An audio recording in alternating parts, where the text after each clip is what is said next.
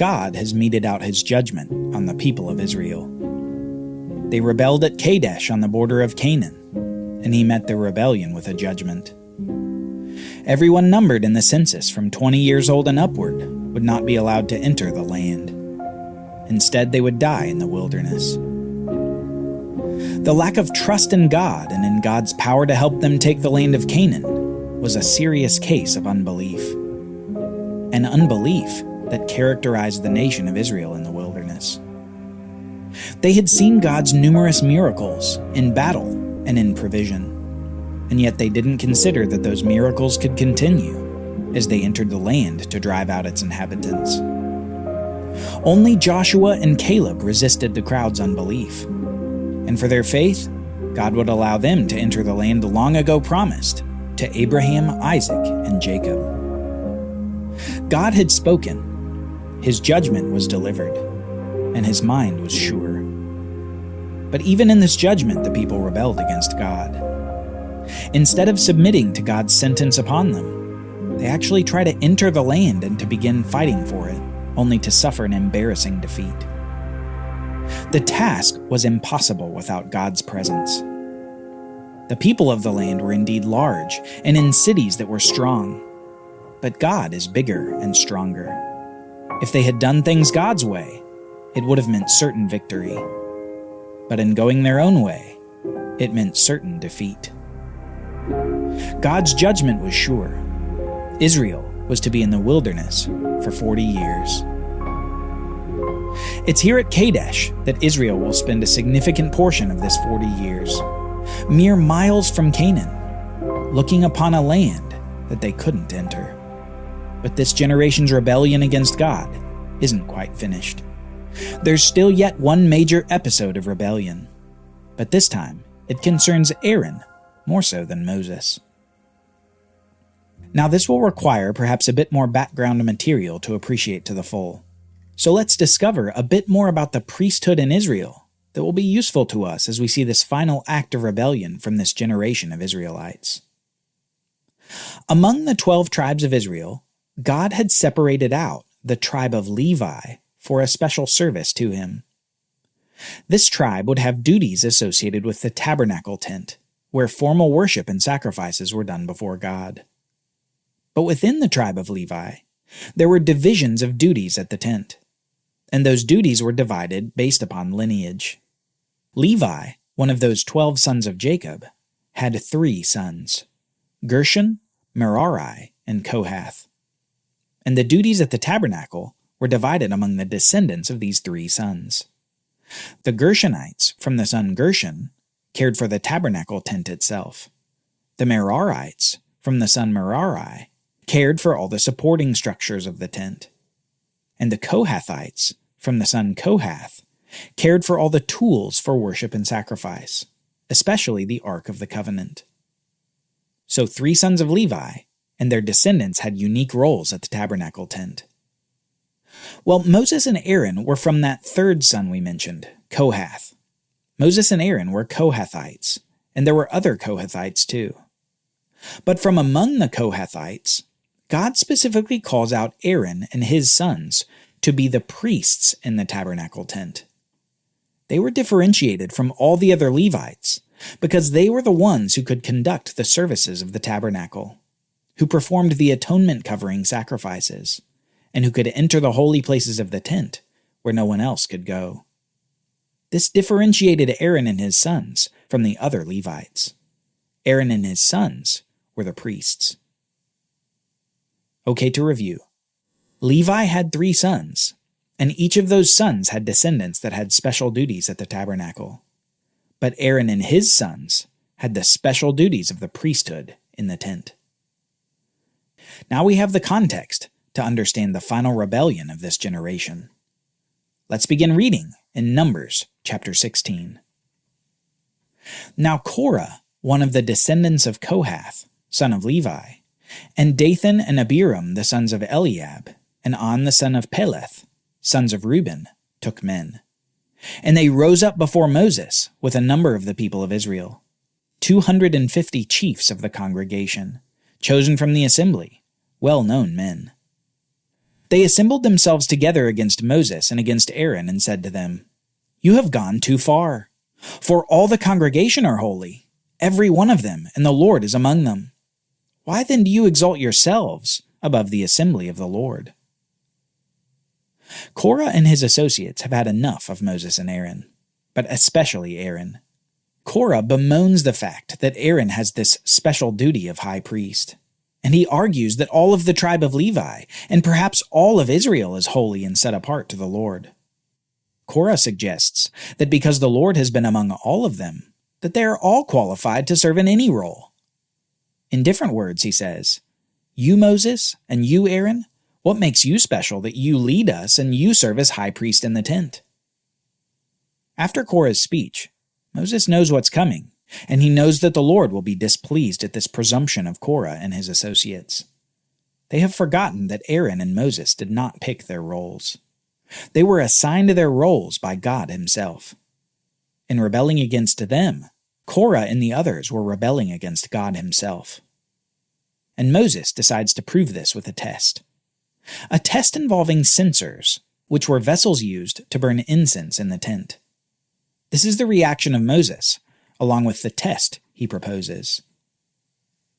When Moses heard it, he fell on his face, and he said to Korah and all his company, "In the morning the Lord will show who is his, and who is holy, and will bring him near to him. The one whom he chooses, he will bring near to him. Do this: take censers, Korah and all of his company, put fire in them, and put incense on them before the Lord tomorrow. And the man whom the Lord chooses shall be the Holy One. You have gone too far, sons of Levi." And Moses said to Korah, "Hear now, you sons of Levi. Is it too small a thing for you that the God of Israel has separated you from the congregation of Israel, to bring you near to himself, to do service in the tabernacle of the Lord, and to stand before the congregation to minister to them? And that he has brought you near him, and all your brothers, the sons of Levi, with you? And would you seek the priesthood also? Therefore, it is against the Lord that you and all your company have gathered together. What is Aaron that you grumble against him?" Moses turns the words of Korah back upon all those seeking to usurp the authority and duties of Aaron in the priesthood. He says in effect, "It's not Aaron nor I who have gone too far. It's you who have gone too far to presume upon God in this manner." And so he proposes a simple test. He says, "Okay, why don't you rebels take censers and burn incense before Yahweh tomorrow? We'll see who he accepts, Aaron or you." Moses already knows the answer, but these stiff-necked Israelites only seem to learn the hard way. The next day we read, "So every man took his censer and put fire in them, and laid incense on them, and stood at the entrance of the tent of meeting with Moses and Aaron.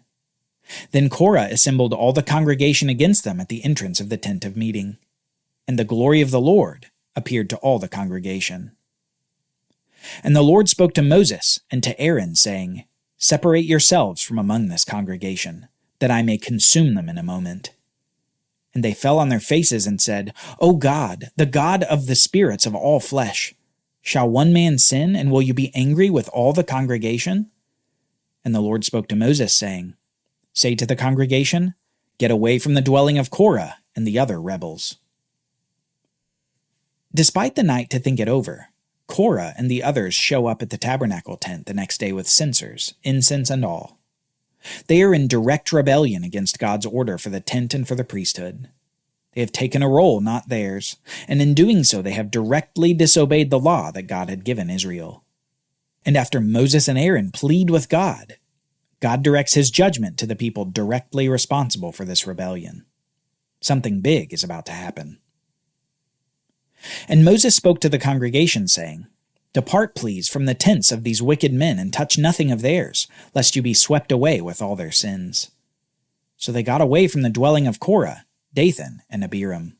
And Dathan and Abiram came out and stood at the door of their tents, together with their wives, their sons, and their little ones. And Moses said, "Hereby you shall know that the Lord has sent me to do all these works, and that it has not been of my own accord. If these men die as all men die, or if they are visited by the fate of all mankind, then the Lord has not sent me. But if the Lord creates something new, and the ground opens up its mouth and swallows them up with all that belongs to them, and they shall go down alive into Sheol, the place of the dead, then you shall know that these men have displeased the Lord." And as soon as he had finished speaking all these words, the ground under them split apart, and the earth opened its mouth and swallowed them up, with their households and all the people who belonged to Korah and all their goods. And so they and all that belonged to them went down alive into Sheol, the place of the dead. And the earth closed over them, and they perished from the midst of the assembly. And all Israel who were around them fled at their cry, and they said, "Lest the earth swallow us up." And fire came out from the Lord, and consumed the 250 men offering the incense. We shouldn't miss God's use of irony here. Remember the 10 spies who gave a bad report about the land of Canaan? They came back and said that the land devours its inhabitants. And with their speech, they inspired fear among the people of Israel. Well, the irony is that God used their lie about the land of Canaan and used it as a judgment here for disobedience. Obedience would have meant a land flowing with milk and honey. But here it's disobedience that causes the land to devour the people upon it. God has swiftly dealt with Korah and the other rebels. But even with the apparent judgment of God, the people still grumble against Moses and Aaron. It's as if they simply won't understand that God means what God says, and he will judge those who do not obey. The next day the people grumble again and blame Aaron and Moses for the deaths of Korah and the others.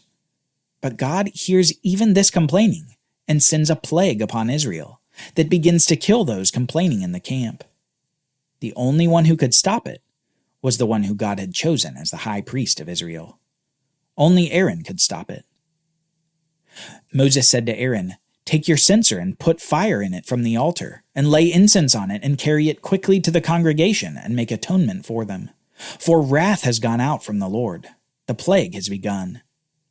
And so Aaron took it, as Moses said, and ran into the midst of the assembly. And behold, the plague had already begun among the people. And he put on the incense and made atonement for the people. And he stood between the dead and the living, and the plague was stopped. Now those who died in the plague were 14,700, besides those who died in the affair of Korah. And Aaron returned to Moses at the entrance of the tent of meeting, when the plague was stopped. Nearly 15,000 people died because of their disobedience to God's order and their accusations against Moses and Aaron. This generation has seen death and destruction throughout their wilderness wanderings, when obedience would have brought them blessing and peace with God. Despite seeing God's power time and time again, rebellion was in their hearts, and no amount of laws could remove it. No amount of animal sacrifices could cure it.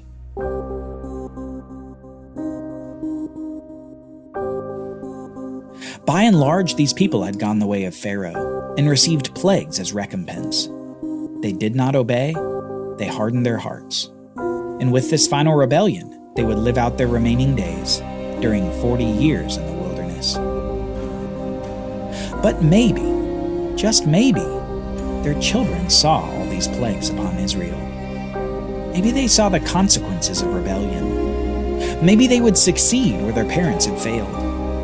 Maybe where their parents were faithless, they would be faithful. Each person and each generation has a choice. Believe God and obey, or reject God and rebel. What will they choose? What will you choose?